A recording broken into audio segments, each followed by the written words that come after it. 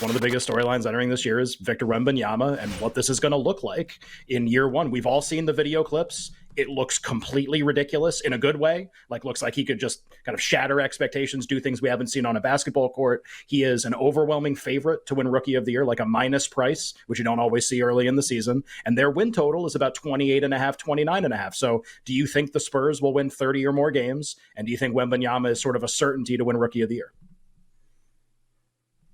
I always am honest here on you bet or you bet. I would stay away from that just because I don't know what direction this team's going to go at the trade deadline. I think they'll try to remain competitive.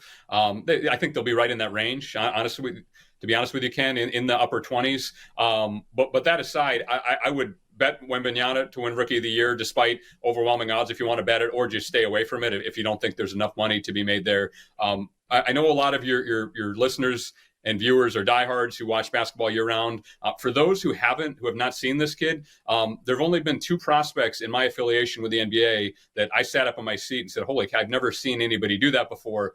One was LeBron James in 2003. That was my first year in the NBA. And the second is this kid, Victor Wembanyama with San Antonio. So if you have not seen him play, and if he's coming to where you live and you can buy a ticket at a reasonable price, go do it.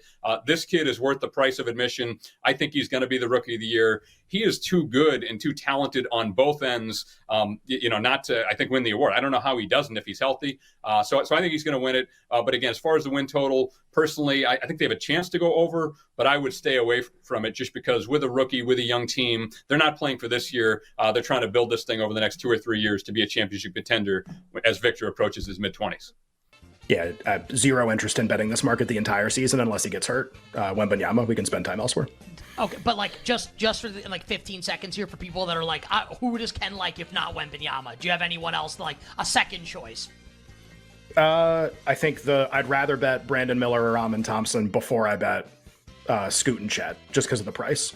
I think all those four guys are much closer than everybody thinks. But I think Wembanyama is going to win a really high percentage of the time, and I'd never bet a minus 140 that pays like May 20th for like not a lot of money.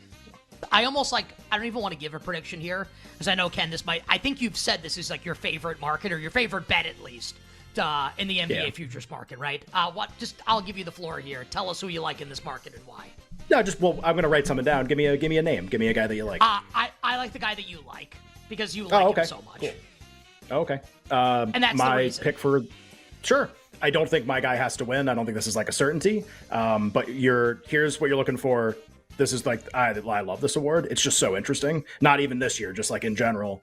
The way to approach this, in my opinion, is not to like look at the list of players and think about them and what they're going to do. It's to make a list of the teams in which the number one scoring option on the team will be someone new than it was last year. And that could be new for a couple different reasons. It could be somebody on the team and people get traded and that guy's still there and he becomes the number one, like he was on the team last year, but now he's the number one option. It could be that he is acquired like in a trade to be the number one guy and he ends up being the number one guy. Think about the teams where that's true, and you'll get 95% of these winners. You'll get almost all of them. There'll be a couple that are a little funny, but you'll get literally almost all of them. The situations that would apply before I tell you who I like, and I can do the other two awards quickly too. So the teams that would fit that description, like they either have a vacuum for a number one guy, or they acquired someone and he's gonna be the new number one guy, like Julius Randle with the Knicks a couple of years ago. Think about that. Washington would be a team like that. No more Beal, who fills that vacuum. A lot of people think Jordan Poole. Also, he went 1 for 15 the other day. I don't know, but they're definitely a team like that. Portland is definitely a team like that. Their problem is they have 5 guys who think they should be the most improved player, and they're all going to try to steal shots from each other. It's going to go terribly. Don't like any of them. Ayton would be kind of interesting, but again, think about what I just said. And I think Toronto is a team like that for sure. Houston, to Tyler's point about Şengün, is another team like that. Like, who's their number? They want it to be Jalen Green. Is it going to be Jalen Green? He might not be great. He might just be okay. And then Şengün can win. Toronto, I think, is a team like that. Van Vliet goes to Houston. The organization is like committed to him being the number one guy. They've been shopping Siakam forever. Yeah, he's still there. Yeah, Anunoby's still there. Scotty Barnes killed the preseason. He also hurt his foot, but apparently he's okay. Now that he's okay, year 3 players win this a ton. All of his metrics last year, like, support past winners of the award. Easy step forward, averaged like 15 points a game. He averages 23, makes the All-Star team. This is kind of a no-brainer. Franz Wagner can also win. Austin Reeves can win, but he needs a lot of help from an injury standpoint. I think Barnes is the safest bet by far. We had some news with the Titans earlier today that was just really interesting. Would love your take on not just what they're doing, but how does it impact this game against Atlanta, where the Falcons have been bet out to 2.5-point road favorites. And part of the reason for that is that the Titans are telling you basically, okay, like Will Levis likely to start at quarterback, but Malik Willis will also play. And we don't really know how that's necessarily going to work. How do you think it's going to work? And what do you make of that game with Atlanta 2.5 on the road? Well, I think they should just play Will Levis and get on with it. I mean, you have to find out what you have in him. I think you've already determined what you have in Malik Willis. I mean, all you got to do is look at the numbers and see how long he holds the football. I think it was the last game out, Ryan Tannehill threw the ball in like 2.4 seconds, and he held it over 3. And he's getting sacked. He's not going through his progressions. And it's clear now to anybody that watches him, and if you watch the tape, you can really see it, he's not ready to play quarterback in the NFL. So go find out what you have in Will Levis. And I think ultimately that's what they're going to do. They're going to start him. I think they're putting a caveat out there in case he's a disaster right from the word get-go. But if he plays well and he does start, then I think this might be the guy going forward. You saw the fire sale with Kevin Byard. There's a possibility Henry could be next and probably somebody else down the line. So you may as well get on with the young quarterback and find out what you have.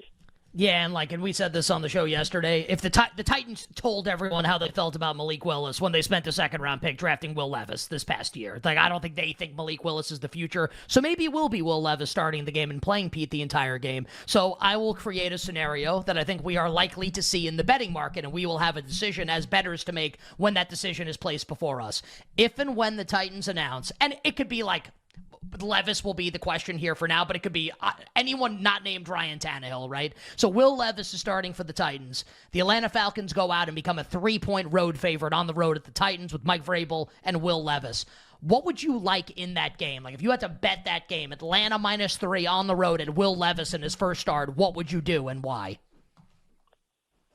Well, Nick, anybody who follows me and understands where I felt about Will Levis last year is I think he's going to be a big-time quarterback in the league. So and Mike Vrabel is usually good in this spot. When his team looks like it's dead and done, they respond. And so I would probably lean to the Titans getting points. Let's not forget, too, that the Falcons are playing back-to-back road games and also that the Falcons are coming off a division game, which is tough to do. So add it all up, and if Levis plays, I would lean to the Titans. If Willis plays, I'd probably lean the other way.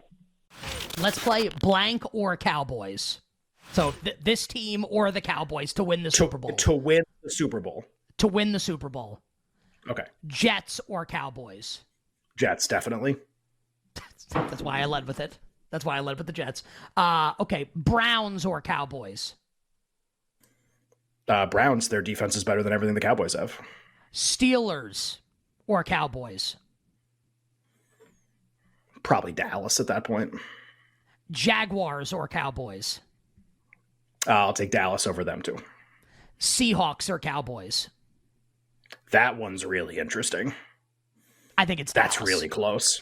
I think it's Dallas, but like I actually like that one. I think the other ones, people would be like, oh, how can you pick Cleveland over it? It'd be like, have you seen Dallas too? Like who has a better defense? Like I don't trust either quarterback. The end. Like that's it. So like Cleveland's defense is a little better. I'll take Cleveland. Seattle's a really like. I wonder if in like a month we're going to be able to say Seattle and it won't be crazy. Well, maybe the offensive line gets a little healthier. They just again. I said this yesterday. I said it last week. This is a really dumb football team, and I have the chance to turn it around. They're good. They're just like they're stupid. They do stupid things to lose games and not cover spreads. What does Dallas do? Smart things? Yeah. I agree for sure. But I think I trust Dallas a little more than I do Seattle. Willing to change my mind on that. I would slightly go with the Dallas Cowboys. All right. The Texas Rangers, if you followed our advice from the start of the postseason, 9-3 the Rangers are, right? The 2-game sweep of Tampa in the wild card round, then the sweep of the Baltimore Orioles in the divisional round, and then beating the Astros in 7 in the American League Championship Series, where they will await the winner, obviously, of tonight's Game 7 of the NLCS between the Phillies and the Arizona Diamondbacks. By the way, like, those are the two teams we identified in the National League also. Correct. So here's what's great.